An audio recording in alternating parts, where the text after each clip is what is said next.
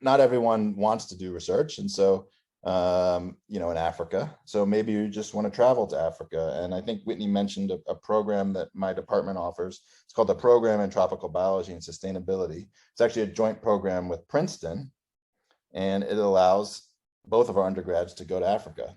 And it's a semester-long program that's done every spring. Well, had been every spring up until last year this year when we canceled it for COVID. It's for juniors. It involves a very different type of schedule than what you'd experience on campus. Instead of having multiple classes at once, it's really intensive course modules for 3 weeks. And there's 4 3-week modules back to back to back. Those modules vary in what they do each year.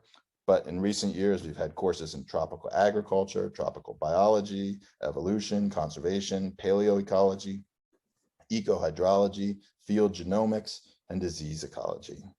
And students work really hard. If I ask students how the semester compares to being on campus, they say it's completely different. It's not more work, it's not less work, but it involves working 6 days a week, long days from sunup to sunrise. There's a very short spring break where the students actually climb to the top of Mount Kenya. Classes begin early in the morning, usually around 8. Sometimes we go out earlier looking for mammals, looking for birds. We stay out sometimes till midnight, going on night drives, or students are up working late, writing and analyzing data. Now, we spend the semester based here at this Impala Research Center where I work. We stay either in dormitories or these pretty nice safari tented camps. Life is pretty good. They do your cooking, they do your cleaning, they do your laundry. It's like being back in your parents' house, only with your friends. And class is very different. We don't do a lot of lectures. Students spend a lot of time outside. It's a living classroom. Here's a student doing her reading down by the river. We have very few lectures. The lectures we have are usually field-based. Here's my longtime assistant telling the students about the impacts that Maasai cattle bomas have on the landscape after we've just had a discussion for a few hours of a bunch of papers we've read showing empirical data. We actually go out and get to sample soil and look at what's going on. We do a lot of readings in pretty nice places. This is one of my favorite, where we spend a day discussing some papers. Students really are out on foot or in cars most of the time. Here on a walk, here on a drive. And this picture on our right, when I was putting this together, I often get the question, how do you get interested in this? This picture was taken in 1999 when I did a study abroad in college in Zimbabwe. And so some things haven't changed. Students do tons of field work. They design projects, they collect the data. Here they're out studying acacia ants that live on these trees. They go and they do studies looking at how climate has impacted mammal fauna over the last 50 to 100,000 years. Here, taking tree rings to actually take them back to the lab and study how long these trees have been, and then they can bring them back to campus and do studies of stable isotopes. It's not just trees and birds, a lot of insects. This picture makes me feel old.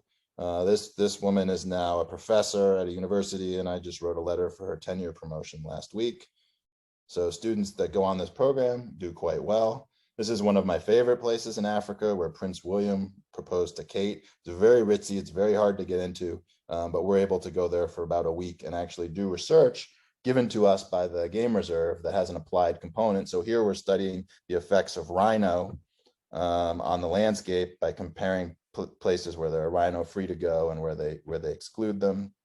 We do studies on other things. This is looking at elephant damage in different areas. You can see Mount Kenya in the background.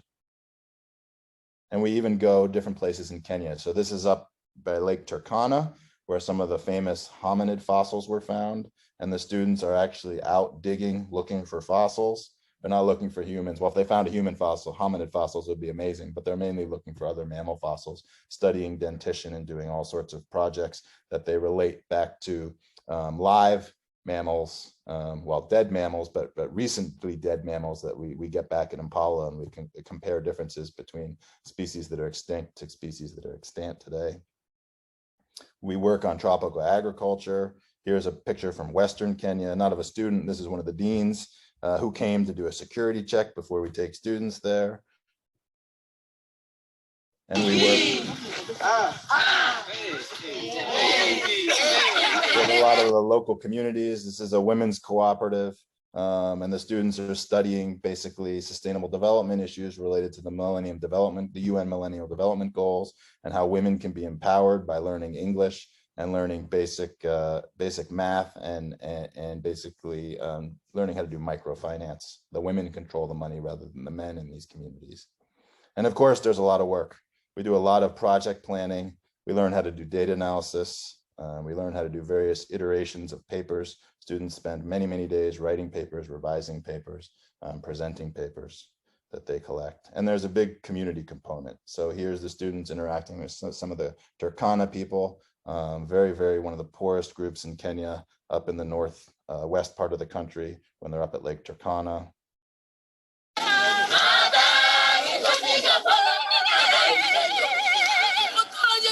And this is from eastern Uganda, where we go sometimes. And of course, closer to home, this is a blind rhino that the students have been able to get close to. And everybody leaves with smiles. And they say it's one of the greatest experiences they've had at Columbia. It's hard for many students to leave New York City, but they leave for a semester